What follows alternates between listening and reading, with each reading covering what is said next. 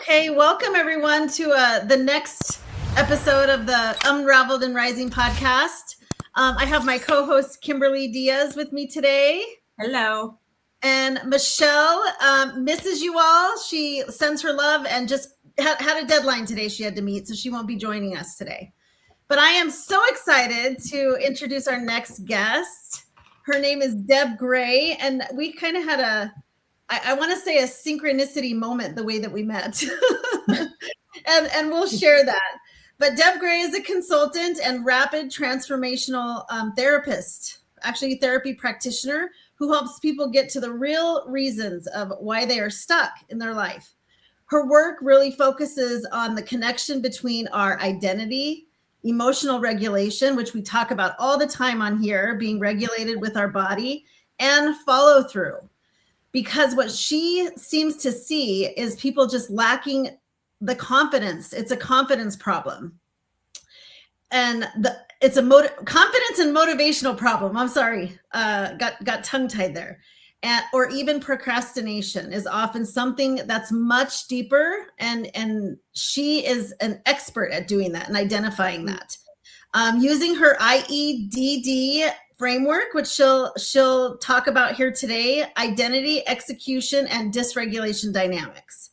She helps her clients understand the hidden patterns that have been shaping their lives, often for decades and years, and what is needed to shift their life and have that real change happen for them. She is known for helping people connect the dots between past experiences, their present struggles, and practical next steps so that they can move forward with their life with greater clarity, confidence, and trust in themselves. Welcome, Deb. Well, thank you, Terry. I appreciate it. Yes. And yes, I think we have a wonderful meeting story. Yes, we do. Yes, we do. Why don't you share it? Well, I'd love to.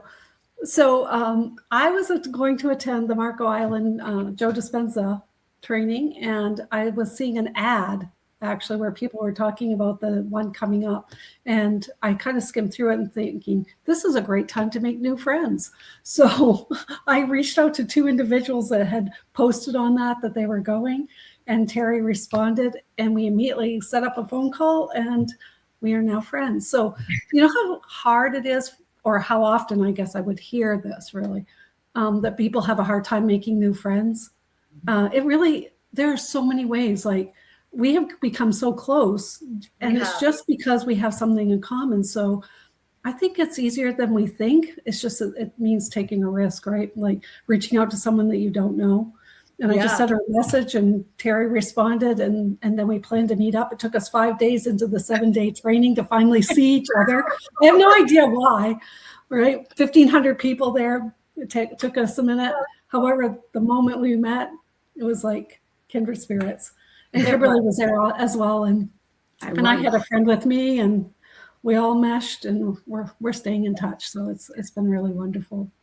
You know what I love about that story is how many times we who have gone through past hurts or things in our past, how we don't trust ourselves to take that step and to trust someone and invite someone in. And so that was actually just me working on those skills and trusting myself, building new relationships with like-minded people. And look at this, here we are today. Did you think about not responding? Like when you saw the email, did you think, oh, it was an instant message?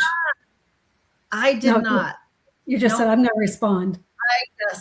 I had an intention, and that intention was to go to Marco Island and have a wonderful experience and meet people of like minds. And so, no, there wasn't a second guess. So you called me in. Yeah, there we go. You manifested me. I like that. Yeah. So glad you're here. Oh, thank you. I really appreciate the opportunity. I've been, of course, thinking about it, working on it, talking about it for months now.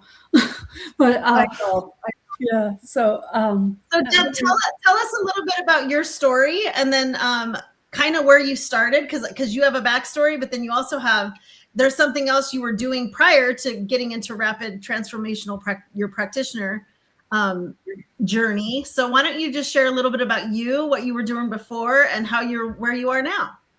Okay. Well, it's really been a long process, and it's, you know how when one door closes, another one opens, and that's exactly what happened to me. In November of 2023, I was in Belize, and I got there November 3rd, and on my birthday, I got a gift of an email saying that effective November 1st, you can no longer practice telehealth out of the country. And I own a mental health agency and do online telehealth therapy. And so after calling all my senators and representatives and seeing if I could get a waiver, calling the state and trying to get a waiver for that, the answer kept being no, no, no. So I decided, I really played it out. Like, do I, because I just, I've had the house for a little bit, but this was going to be my very first year of snowbirding. Like, I'd had it for 3 years. This was going to be the first full. I'm going to be here from November to April. I'm going to be in someplace warm. I live in Maine. It's cold, especially from November to March. And so I really thought, like, I spent probably 40 hours looking for some other place to live that would be similar, but in the States. And I just couldn't find anything, like nothing that compared for the price and the cost of living, right? So I decided I either had to keep my dream or I needed to do a pivot and do something else. So I saw it as an opportunity to do something else.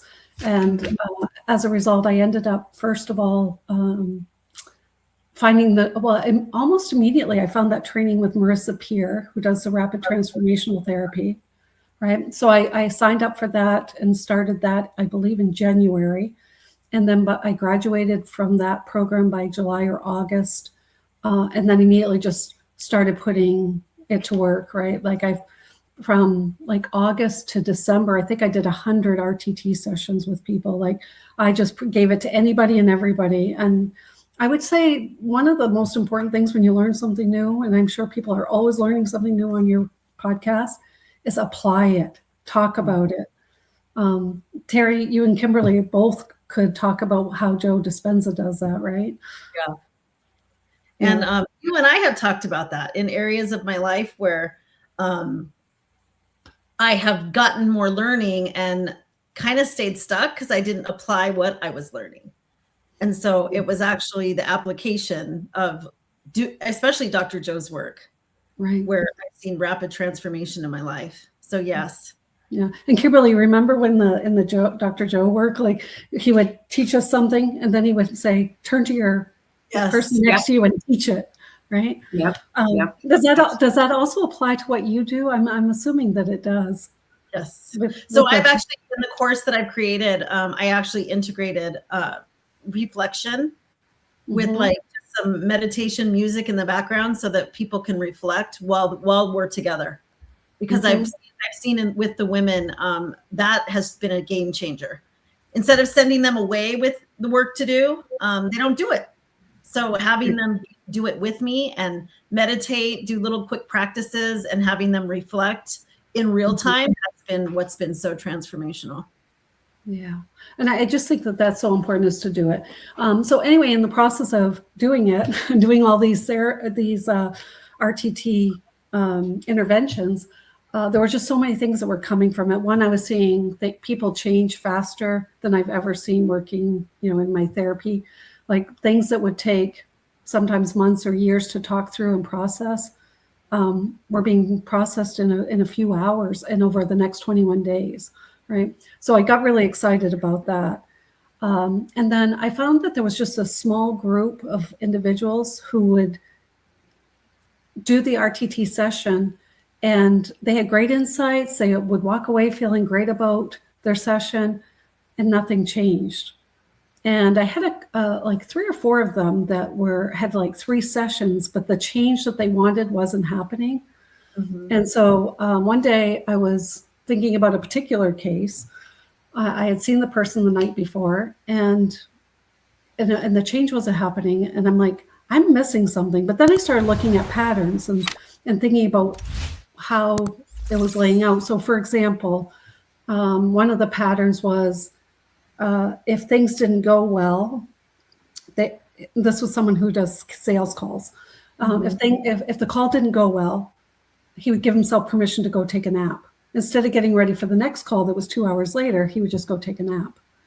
Another thing I saw as a pattern is they know their potential, like they're brilliant. They have almost everybody that I worked with, like if they're not executing, they can tell me something that they executed amazingly well. So like, for example, one person I was working with, she was starting her own business. She had taken the same RTT program I had taken, and she was becoming a coach. And she hadn't actually practiced on a friend or a family member. Like, she knew she had the potential, she had the training, she had the knowledge and skills, and she started taking 3 more courses instead of putting to use the one that she had just purchased, right? And I see that a lot for a lot of people is, I don't have enough. I need to keep learning. I'm not ready, right? So Deb, can you explain to the audience what RTT is? Sure. It's rapid transformational therapy. It was created by Marissa Peer, who is a UK therapist. She combines hypnosis, cognitive behavioral therapy, neuro-linguistic programming, and the science of neuroscience in a protocol or a pattern or a way of delivery to move through an issue very quickly. For some people, I just want to put this out there, for some people hear the word hypnosis and they're like, no, against my religion, or I'm not comfortable. I'm not going to quack like a duck. Nobody's going to make me forget the number 7. But it's not like that at all. It really is about just getting into a relaxed state. So think about, like, if you're driving down the road and you have passed 3 businesses that you pass every day, but you don't remember passing them at all because you kind of went into trance thinking about something else. That's what this is like. It's just getting you into a relaxed state so that when you're saying that, just to give people some clarity, you're just really talking about the brain waves. So getting at like beta and theta and just getting into almost that silencing us enough to where we're almost into that, where we're almost falling asleep type of state. Almost, yes. Except for what's really different with RTT is that you are very much awake. You're relaxed and awake because you're having a conversation through the entire session, right? So whereas like in hypnosis, because I've been trained in hypnosis in 2 other models, and in those trainings, you basically almost put someone to sleep and then you talk at them. Okay. With RTT, you're actually gathering information. What do they want? Like what do you want? Like, we call it the magic wand question. If I could wave a magic wand and you were no longer concerned about how you look, what would you want? What would you be doing? And then what would your life be like without that problem of self-image or a lack of confidence? And then, so what you're getting is exactly your heart's desire, your dreams, not something someone's going to tell you how to live differently, which I think is really important because we don't want to be brainwashed or controlled, and it's nothing like that. It's your dream, your heart, your spirit, your soul's desires. Yeah. It always has what they want. Yeah. And so it's just a really quick way. It takes a couple of hours. Usually in 1 to 3 sessions, except for those few, in 1 to 3 sessions, if you have something that you've been stuck in, that stuckness can be gone. And if you don't mind, I'll share my own experience. Absolutely. Please. Love to hear it. Okay. So I had set a goal for myself for like 4 or 5 years in a row. Like every year between the last week of December and the first week of January, I set myself annual goals. And I meet 80 to more like 90 most of the time, but I've been doing this since 2003. And I am 80 to 100% likely to meet them. But I had set this goal of, I want to work a 45-hour week, not 60, not 70, not 80, because I've been working like 80-hour weeks since I started my business in 2003.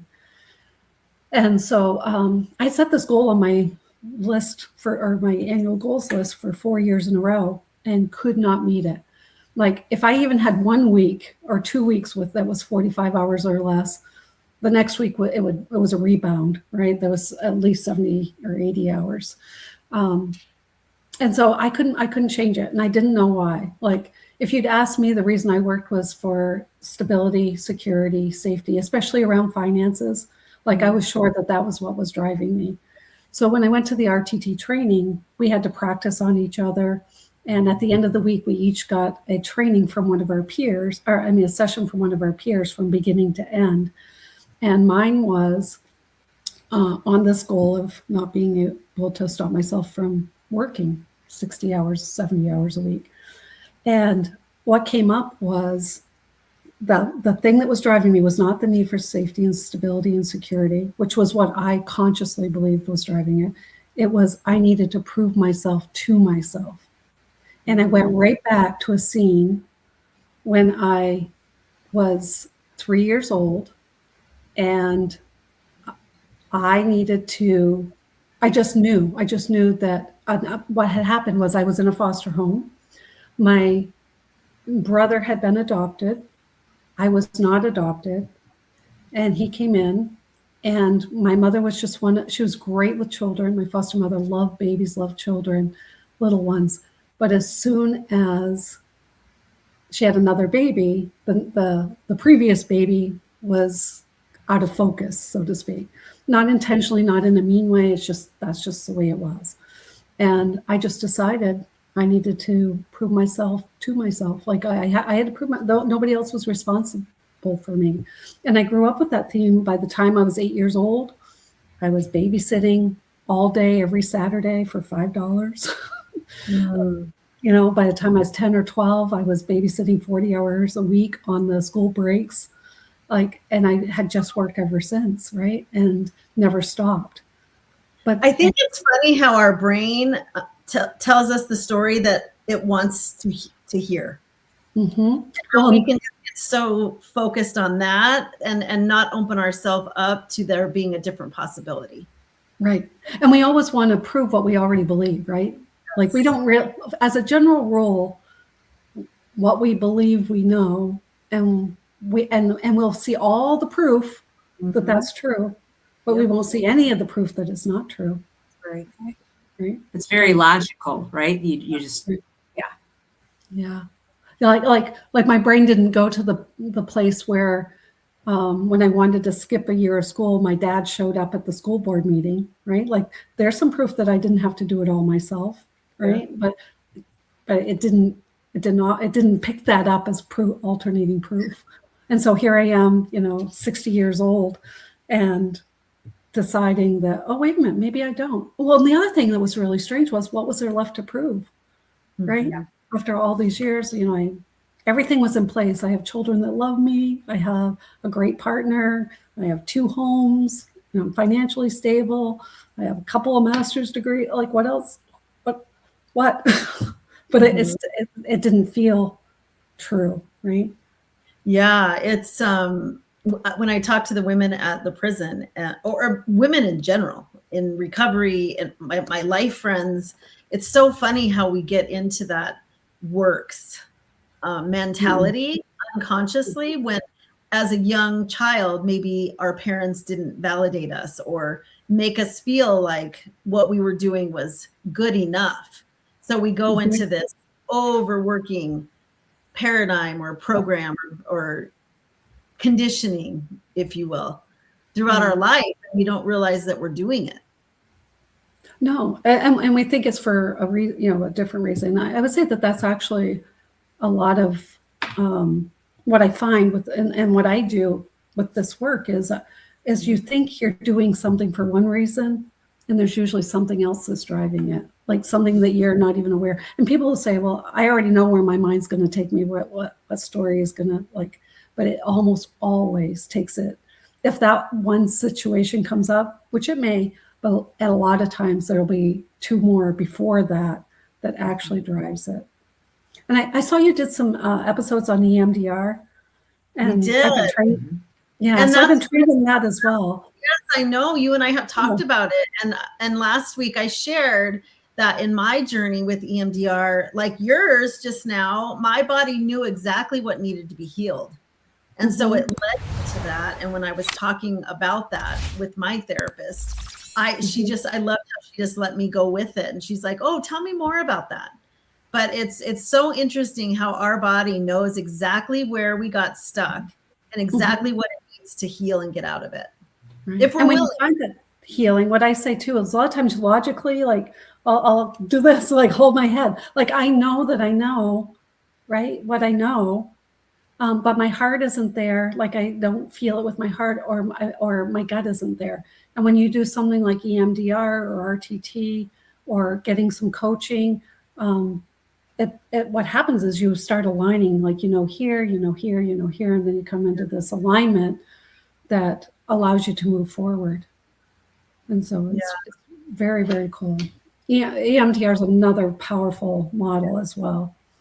And I noticed that with the gut thing, not trusting myself was something that I didn't go on my gut intuition. So it was kind of scary. Maybe the audience can resonate with that, because so many times we got ourselves into trouble because we didn't listen to our gut intuition. And then now we're wanting to do that again. And it's like, ooh, I don't know. Do I trust myself to do that? And so it's very interesting. Learning that self-trust again. It's really necessary in your healing journey. Kimberly, do you have any questions? No. I was just gonna say, just with the EMDR, I mean, literally like 6 sessions, I felt like I was done after literally years of talk therapy and CBT, and you know what I mean? I just, I didn't know what to well, I did the microcurrent treatment too, which really just helped to calm things down. But I also think you've got to be ready. Like I went in there ready to be done with this. You know what I mean? So I think that your state of mind is a big piece of it too. You gotta be ready to What does Dr. Joe say? He says relaxed in the heart, awaken the brain. Yeah. I was He thinking is about that when she was talking. He's so aware.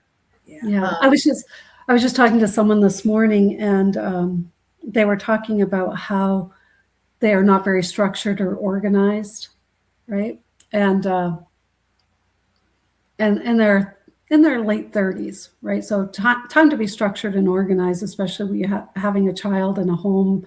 And anyway, and then she started, well, my mom never made me. And like, you're in your 30s now, right? Your mom never made you. I get that, right? And so I think there comes a time where it's like we can blame the past, or we can understand how the past affected us, and still make a different choice. So my goal this morning was to get her to commit to, do you really want to be organized and structured? Can you see how your life would be different, or how you would feel differently, like how it might be easier? And I'm just asking you to really think about that, because, a lot of times we just say we can't change because this is how I've been. This is all I know. So then that begins, and then when the awareness comes up, then it becomes a choice. And then there's that shift into accountability of ourselves. And one of the other things that I really love stressing with women is, and our audience, is that we've got to be really careful about self-blame, about all of a sudden we become aware, but then all of a sudden we want to just blame ourselves for not knowing. And that's really unproductive as well. Yeah. Another thing that came up for me this week with someone, and it was kind of new, and not new at the same time, was this idea of, as you get healthier and you get clearer, that can cause some emotional dysregulation as well. And then feeling like, oh, I have to change everything. Like I have to be out of this relationship. I have to get a new job. I have to whatever that might be. Right.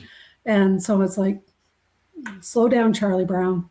Like, yes, you just got some really big insight, and you can see what healthy looks like, but that doesn't mean you have to change everything around you to get in the moment and get healthy immediately. Like there's a process to it as well. Yeah, and for me, that's where the stuck came in, because then I was just so overwhelmed. I felt stuck. I didn't know where to move.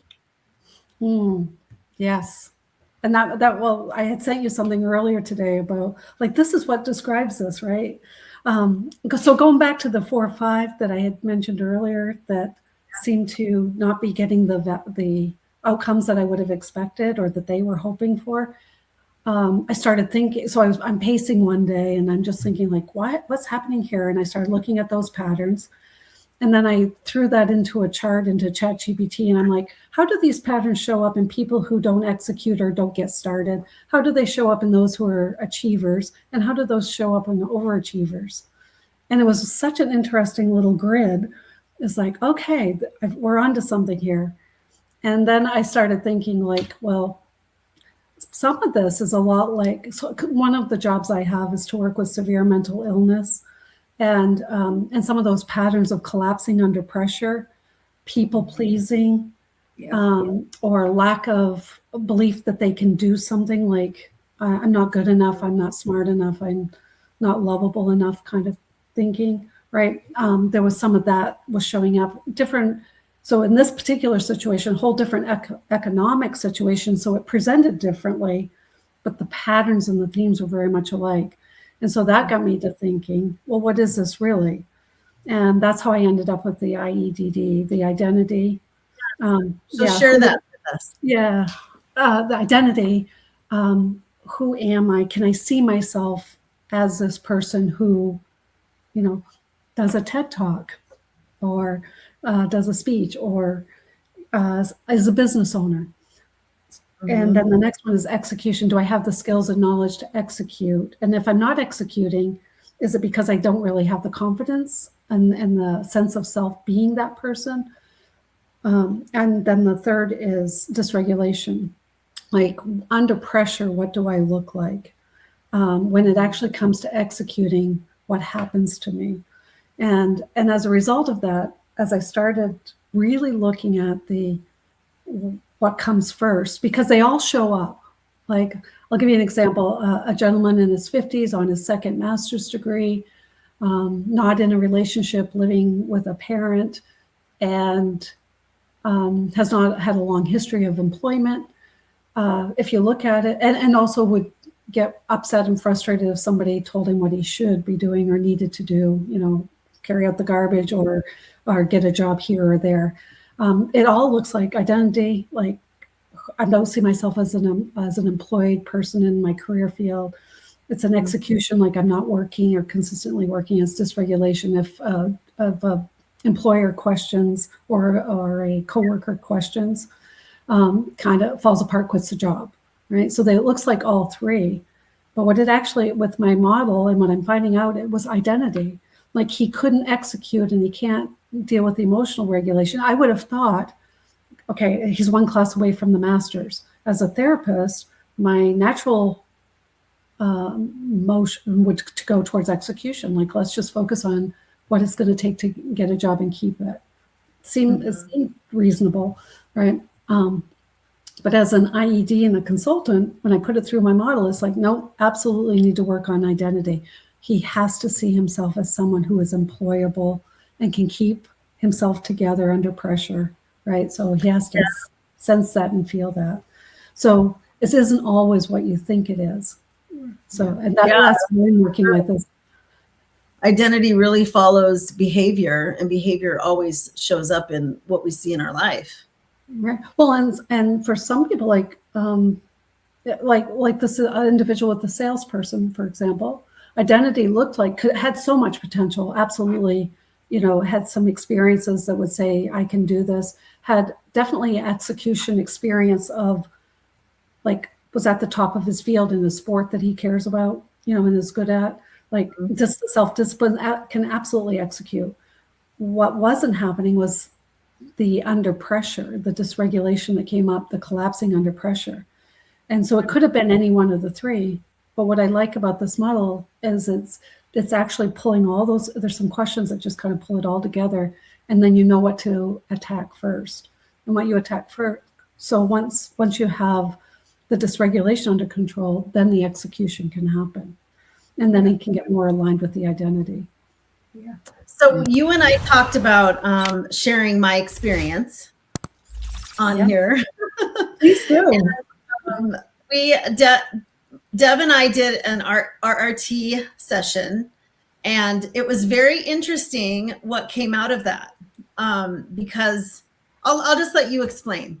And because we weren't really finding what we found in it was really not at all what I thought. Right. So I'll just start, and then I want you to talk about your experience. I'd rather have it come from you. But when we first started, you thought it was just a weight issue, how I feel in my clothes, how I look, and what it turned out to be was more of a self-image issue. So that's where we focused it, is on this idea of my self-image. So you go ahead and tell what you remember about that, and then I'll jump in. So the self-image part was directly related to a comment that my dad said to me when I was younger. And it was the way men perceive women to look like. Mm-hmm. And so that is directly where it came from. And I didn't realize for so many years how much that impacted the way I saw myself. And so if I didn't fit the image of what I felt my dad had showed me women needed to look like, because he had 4 daughters, then I just didn't see myself as fitting into that model. Does that make sense? Right. Well, but I didn't know how much it was affecting me as far as stepping into my calling, is what I believe is my calling. So that was where we realized I was so stuck. Right. And what I remember about that, or what I noticed about that, is at that point I didn't have my IEDD model. Mm-hmm. But if you look at that, that was definitely an identity issue, right? Yeah. But the identity, because what I remember is you didn't want to do videos. Like you wanted to, but you didn't feel comfortable. Yeah. And so you weren't doing them, or very little, right? But you had this image of or picture of what your life could be like with that confidence, and if you weren't worrying about your self-image. Yeah. And as a result of that, you moved from an identity issue. Now it's just pure execution. So you did my assessment tool, and it didn't show up as an identity because it was not an issue at that point, because you'd already corrected that. Yes. Right. And talk a little bit about what have you been doing, like, with the visual. Yeah. You made a lot of changes. You're totally right. So I 100% am confident in my identity because I know where it comes from, and mine is just the execution. So I'm very aware of that, and it's just now taking those steps, even if it's just small steps. And so it's actually driving my behavior, because as I'm taking even just a little bit of steps, it's increasing my confidence. So I'm making, it feels like this little snowball effect, like I'm moving and it now, you know how when the snowball gets really big and then it just takes off and there's just this massive action. That's where I feel like I'm building up momentum.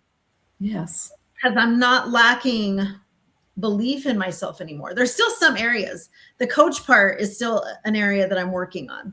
So I'm 100% confident in my ability to be a mother.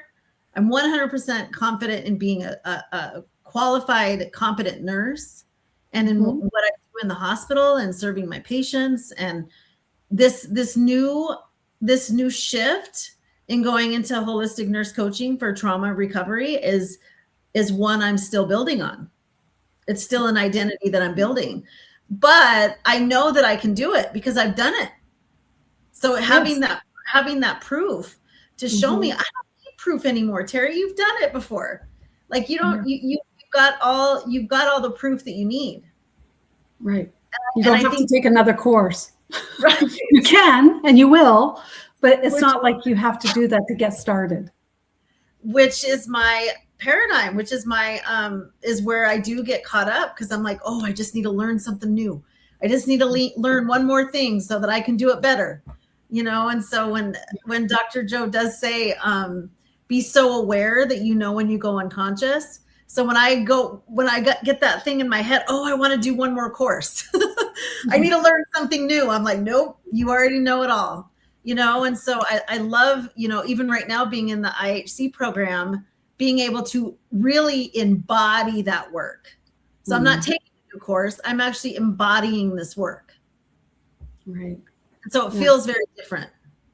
I have actually found that learning is one of the ways that a lot of achievers deal with dysregulation, right? Like it can become actually a replacement for the moving to that next step, right? Like this is stressful.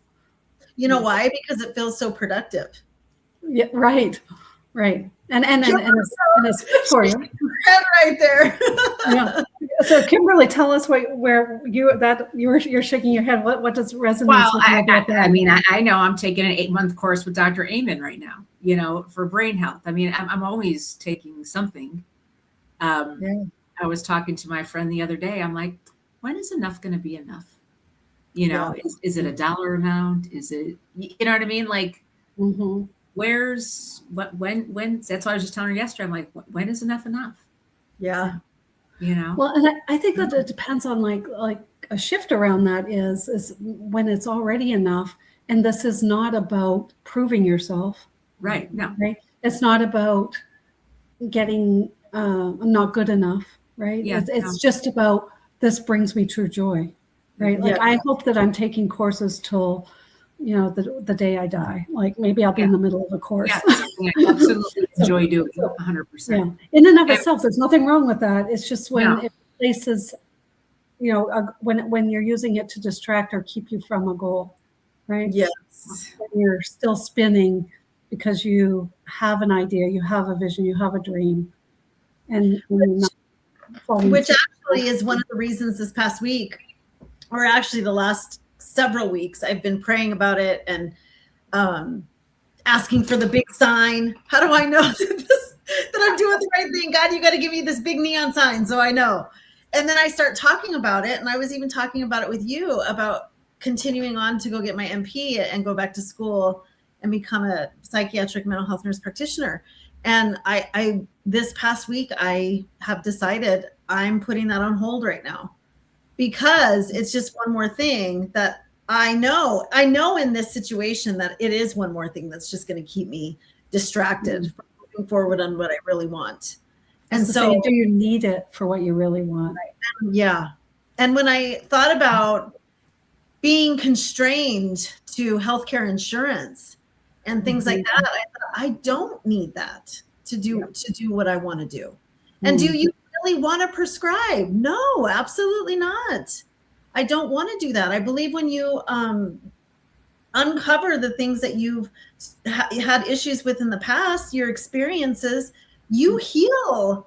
I mean, it's been my whole life experience. So no, I don't need it. And I think that I had to ask myself, why are you doing this? Yeah. And I got my answer. Well, and there's so many nutraceuticals and stuff that are wonderful, that are natural, that are, saffron. I mean, just so many things, you know what I mean? And then the benefit of that too, you don't have to put it down for life insurance. You know what I mean? There's so many things that prescriptions really can kind of screw you too. Well, and I wanted to just, my thought around it was oh, well, you can go help people get off of them. As they deal with their trauma, you can start pulling them back. Right, but which you can do without that. Yeah. Yes. And well, and I can work alongside someone that can help with that. Exactly. So sitting here talking to you, I'm going back to that paradigm of you got to do everything. You got to be everything to everyone and help everyone, go save the world, when Terry for so many decades couldn't save herself. And so realizing that actually was conditioning for me, and I'm in it. So just talking that through with you guys just now was helpful. Ding, ding. Well, I mean, just thinking back about the kind of the spontaneous remission that happens when someone deals with what's underneath all of the stress, right? I'm not doing psychotherapy with this particular motto at all, right? It's not psychotherapy. It's not counseling. it's really about identity, execution, dysregulation, like what's keeping you stuck, and like let's get you off the spinning wheel. And I'm also recognizing though that spinning wheel, when you're not addressing and you're not where you're supposed to be, other things are happening, like you're physically not well. Like Yes.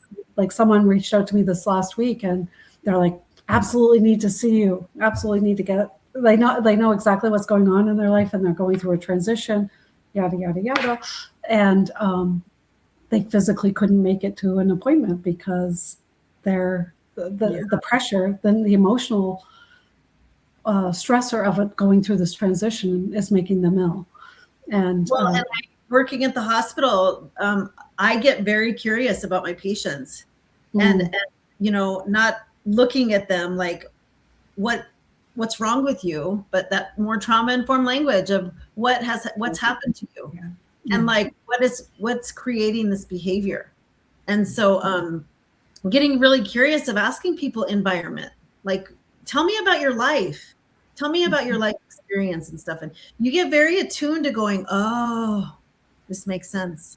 I remember asking a girl who was in her mid-30s, and she said, well, all I ever learned was watching my mom come home and have a bad day and have a drink. And here she was in her 30s and almost in liver failure. And so we get this way of coping that we don't realize. So get curious about that instead of, my soapbox. Don't get me started on the trauma-informed thing. But if we're not curious about our patients and asking those kinds of questions, if we do, we can sure help them so much more by understanding, okay, what was the environment and what are some of the things that you went through and how can I better support you? Right. And a lot of times we think trauma has to be big. Right. And sometimes it's not. Like sometimes we talk about big T's, little T's, big traumas and little traumas, but just something like, it wasn't traumatic to have my brother adopted. Like it wasn't, that's not a traumatic event. It's the interpretation I gave it. Yes. Like that he's more, like.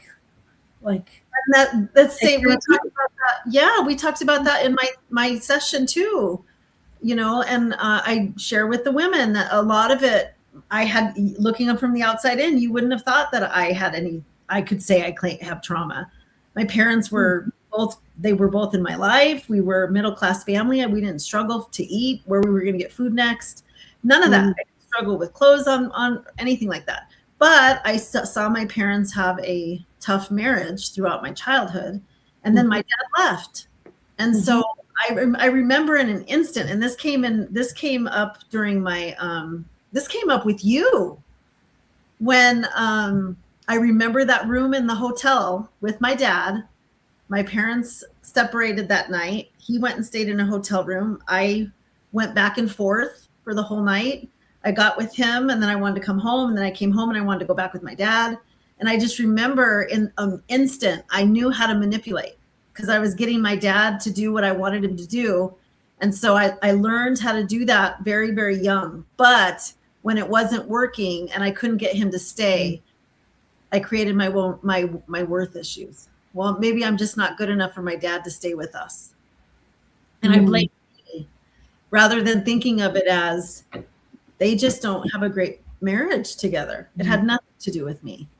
Right. And that's what we do, is we create a story. I'm a big fan of the Byron Katie work. Kimberly, have you heard of Byron Katie?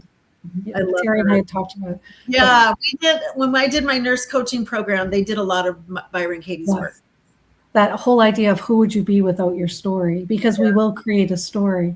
And we get attached to that story. Yeah. And we'll create a story about nothing. Yeah, we get attached to the emotions and what would I do if I can't blame it on that anymore? Right?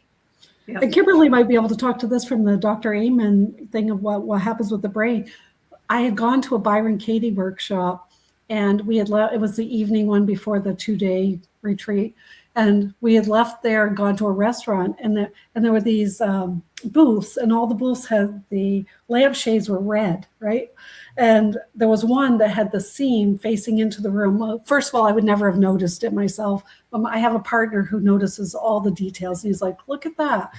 And immediately I said, oh, someone must have been cleaning it and forgot to put it back, turn it back in. And why my brain needed to create a story. But that was the moment I knew my brain will create a story. Oh, yeah. Even when it doesn't need to. Right. You know, like you walk by someone in the store and you say hi, they don't say hi back. Oh, they're mad at me about something, or they're upset. And they didn't see us because they don't notice you. Yeah. They don't notice you. Right. No. But you're absolutely certain. Right. Oh, yeah. And for some people, they'll go home and find a nice meme about people who aren't there. Right. Like, and they'll post on their Facebook. That. What's so that? you can also flip that. I told a girl this Sunday at the prison, she realized doing some of the interaction and the reflecting that we were doing, she said, I don't remember my childhood. And she's working with restorative justice. And if you don't know what restorative justice does, they really give the opportunity for inmates to actually meet the family, the victim's family or the victim, and they can actually make amends or come together and really discuss it. But it has to be all initiated by the family. It can't be initiated by the offender. And so she was working through some things with restorative justice, and she's like, but I can't remember my childhood. And as we're doing this work together, things are starting to come up for her. And I said, you know what I want you to do this week? I said, I want you to just ask yourself, what would clarity and healing look like for me? And the reason I asked her that is because of what you just said. Our brain wants to go look for an outcome. Mm-hmm. It wants to help us, and it wants closure. So I said, as we continue to do this, don't be surprised if things start to come up. Don't judge it. Just write it down, journal it, and just notice it. Yeah. Notice it, listen to your body. But as you're asking these questions, things might come up. And that's for the audience that's listening here. When you go start your healing journey and you start doing this work, there's no getting around things coming up that want to be healed. Right? Mm. And there's so much to be healed, like those small T's too, right? Oh, yeah. Right. Yes. I mean, just not connecting well, if you just didn't connect well, or if I even say, if you had a great family and mom and dad both worked and you didn't get that care that you needed, that emotional need met, that's as simple as that. It may not be traumatic, but you didn't get the emotional need you needed. Yeah. I was working with someone. Emotional needs met. Yeah, I was working with someone who really remembered all her childhood, and it was all ideal, right? Like it was just wonderful, this and that, and everything seemed really good. And yet, as an adult, had addictions, had a couple of marriages that didn't go well, struggled with finances, right? And she's like, I just don't even understand it because I had the perfect childhood. There's no excuse, no reason. Mm-hmm. Well, she was adopted at a very young age. Like there's things sometimes that happen even pre-childhood, before you're even aware or have words or language. And there was a belonging issue that she just had not connected because she was supposed to be grateful for having such a wonderful childhood, right? And then we don't talk about generational trauma. We don't talk about what the kid's feeling when they're in your womb, when you're carrying the child. And if you're in an emotional relationship, like I was in my first relationship, it was very volatile, very dysfunctional, and the emotions and that my kids were feeling at the time that I was carrying them. So when they're feeling intense emotions from me, that's crossing the blood-brain barrier. And we don't know what comes from that. And so I've had to do my own little forgiveness journey for that. Right. Have you heard of the book, It May Not Be Your Fault, by Mark Wallen? It's about how generational trauma can come through the genetics. There's actually they're looking at some research around that, which is really fascinating. I talked to the women about that mouse study that I think it was Harvard that did it, where they electrocuted mice to the point of not death, but just electrocuting them. And they went back 3 to 5 generations, and going back that far, you didn't even have to electrocute those mice. Just the sound of it triggered an emotional response. Wow. Yeah, there's so much. Which was going fascinating. on. I was Very listening to exciting. something yesterday about mice and making them be afraid of cherry blossoms, and then went back generations, and it was just, I mean, that's how far it went back. Yeah, and they say now it can go 7 generations. Uh-huh. But just hearing the electrocuting machine was Right. enough to make 5 generations back respond to it. Yeah. That's really interesting because biblically there is something about to the 7th generation. Yes. Yeah. Yes. Yeah. So it makes me think about what we can, it makes me wonder what healing can do, right? In terms of the next generations too, right? Or in the genogram work, I don't know if you're familiar with the genogram typology, where you look at generations and you'll see like themes through the family. Yeah. There's, it just does make me think like the healing work can also go into the next generation. Well, and it says scripturally about dying to ourselves and renewing our mind. And there is a psychological death that has to occur within ourselves to move into this transformation and completely become a new person. Mm-hmm. It's not fun because we're so used to that. Even if it's dysfunctional and it's creating a lot of pain, it's comfortable for us. Yep. We know it. It's familiar. Yes. Yep. Yes. Well, we say, well, it's not fun. However, I'm going to challenge that a little bit in the sense that it isn't working for us anymore, right? Like what worked what worked early on, It's not working now. It doesn't work necessarily as an adult. Like we think it's working and we're using it to protect, punish, or prioritize ourselves. Like usually that's what it boils down to. I'm going to keep this behavior going because I think it's either protecting me or punishing me for something that I feel guilty about, or it's making me a priority, right? And so we keep doing that thing that's not working. However, it's really wonderful when you're on the other side of whatever that is that has kept you stuck. Like some of the changes that help by only working 45 hours a week or less, which I now count everything I do as work. So like I have my full-time real business job. But if I go clean my Airbnb during that 45 hours is during my work week, well, that's part of my 45 hours. Right? It is. So now, So now, like everything I do, this work or creating this new business, I count that as work, whereas that would have been my side job that didn't even count towards my 60 hours, right? So now everything counts. I'm not sure I'm even working a 45-hour week, but what's really changed is my ability to be present in a way that's different. Like with my grandchildren, I'll leave my phone in the car, which I wouldn't have done before because they'd be playing on the swing sets and I'd be answering a message or an email, right? I feel lighter. I have time to read. I can go to, like, I wouldn't talk to my kids Monday through Friday, 8 to 5 or 8 to 6 when I was working. I never called my kids or they called me during the workday, like ever. And now it's like, it's 2 p.m. I check with Nate. Are you having a break? Right. And I have conversations in the middle of the week. I have energy and time for things that I didn't have when I had that unknown drive. Right. Yeah. So it's really been life-changing in so many ways. And it's exciting. It also, I think, it changed my sense of like self-worth, if that makes sense. Like it changed So how what I'm hearing as we close up here is doing less is doing more. and being deeper. Like it's just like having availability. Like I would always, I don't know if you all do this because I know you both have children, but I would like always justify my work time, like is because I would, if they needed me, that was another big thing. If they needed me, I was there in a New York minute. Oh, yeah. However, I also taught my children they needed to need me for me to be present. Yeah.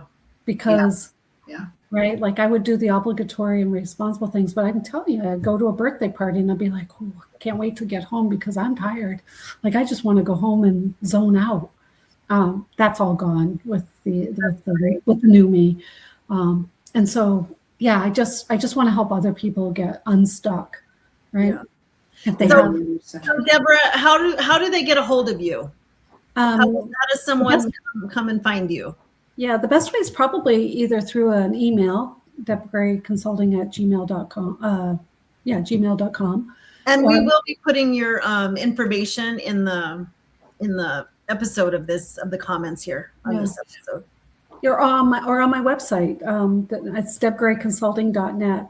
And I have like the little assessment tool so you can take it. And anybody who takes it is free.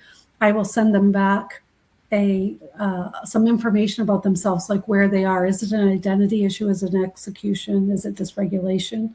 Because where you start is really matters, right? Yeah. A lot of people, it doesn't matter. I do want to say, like, a lot of times just knowing where you are, like, that's fine. But if you're stuck in spinning, that's when knowing where to start really matters. Right? Yeah, and mine was definitely dysregulation. Yeah. Well, and sometimes it takes years to figure that out. So, I mean, if you could find that out from the very beginning, think of all the time you could save getting to the end. Yes. Because where can I put my focus? Yeah. Yeah. So anyway, right now what I'm doing is, because I really want to test my model further. Anybody who takes the assessment tool will get a consultation. I'm looking for 20 people to put through. But I also have readiness bands. Like sometimes you're not, like, what were you saying about, are you ready? Are you willing to actually make that change? And I have some questions in the assessment tool that helps to know whether you're ready or not. Yeah. And I also have an ethical question, a couple of questions for ethics too, because I don't know about you, but I've heard of so many people spending thousands and tens of thousands of dollars on trying to get unstuck, and they're paying influencers, they're paying coaches, they're paying this, they're paying that. And if you're not ready, I will give you something to help you get ready, but I'm not going to take money from anybody who is not ready, because I don't want to be one of those people. Like it troubles me. It troubles me big time. Well, and you shouldn't have a lifelong therapist. I mean, there should be an end date there. Right. Well, that's good, but I see what you're totally saying, that if you don't have the money right now to let us working together, then maybe I'll help you out, but maybe it's not completely a good time right now. Right. And maybe there's something you need to do to get ready first, right? Like, exactly.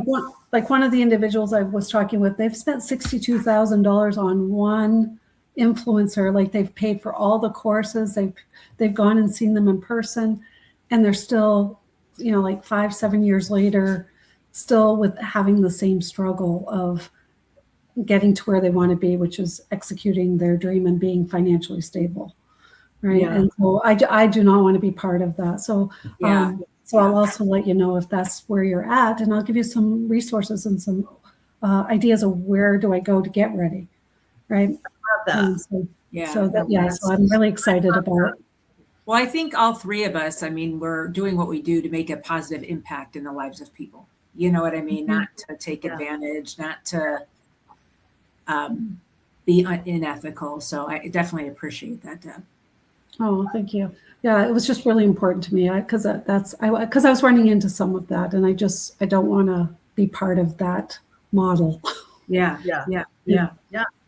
Well, and so much of impact is service. I mean, of course, there's income there, but and that's one area I'm working on, because it's great for me to go every single Sunday and just volunteer my time and love on women and help them in their life. But when it comes to thinking that the information I have is valuable and that somebody would want it and put income behind it. But Michelle's good at getting you to do that. Well, I reminded someone the other day. I was like, I wouldn't have moved. I would not have had this transformation had I not made a financial commitment. Right.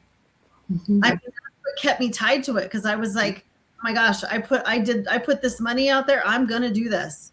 And then it just took me a while to start seeing results. And I was like, I'm doing this. Like I am so worth putting my money into myself rather than other things.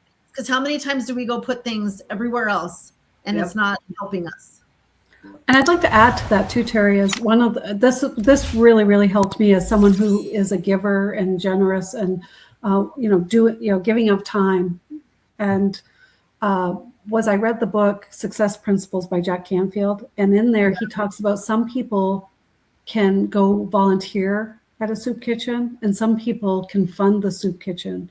So if you have the capacity to actually make money and do things and get ahead, and you're using that for the greater good of others, it's okay to make money. Like there was this part of me growing up, I grew up on a potato farm that was like, I just can't take advantage of people, right? And especially in this world right now where we're seeing so much corruption and greed and all of that, there's something in between all that greed and selflessness and not valuing yourself enough to be able to live a life that you want to live. So I think that's important to know too, is that if you do have the capacity, because I bet a lot of your people that are listening to this actually feel guilty when they have something someone else doesn't have.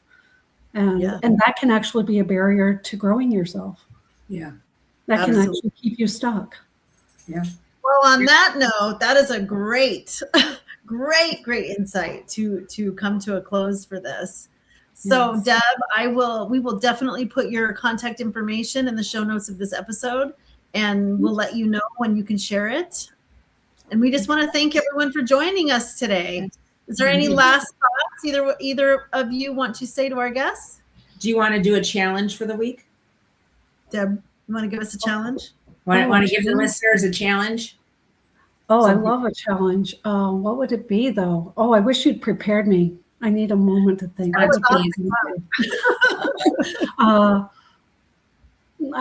Maybe something around the idea of just asking yourself, what's stopping me?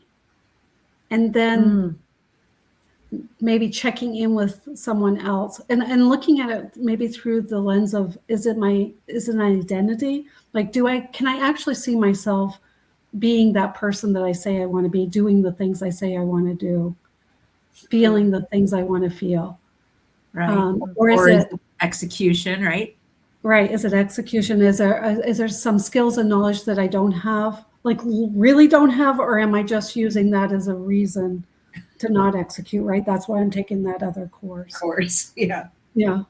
Or is it that when I get close to being where I want to be, it just feels too scary. Yeah. And I'm not, or there's a step that I need to take and there's there's pressure around that. And I just collapse under pressure and I go back to taking a course or thinking or dreaming the dream, right? Yeah. There's a lot of dreamers. That's great. Yeah. I love that. I'll think about that this week myself. Yeah, no kidding. Well, and I welcome you to a session. So if you haven't taken my assessment tool, go ahead and take it. And I will send you something back about where you're at and what you might want to think about doing next. All right. Well, thank you again, Deb, for coming on and sharing our RTT and all the things you're doing and how you're making a difference in the world and other people's lives, just making the world a better place. You truly are doing that. Appreciate you. Oh, I appreciate you too. And I love you both. And I just love what you're doing as well. And I love seeing you shine. And congratulations on your talk that you did. You did a summit, Kimberly. And oh, yeah, thank you. So brave, so brave. Yeah. I'm doing a podcast on Friday. I've got a few more lined up. So wonderful. Congratulations. Yes, yeah. Thank We're thank you all for today. Yeah, and just like and subscribe this episode if there's someone out there that would benefit from hearing all the insights that Deb brought to us today. Please share this episode. And as always, we're grateful for you and thank you for tuning in. Thank you all. We'll see you next time.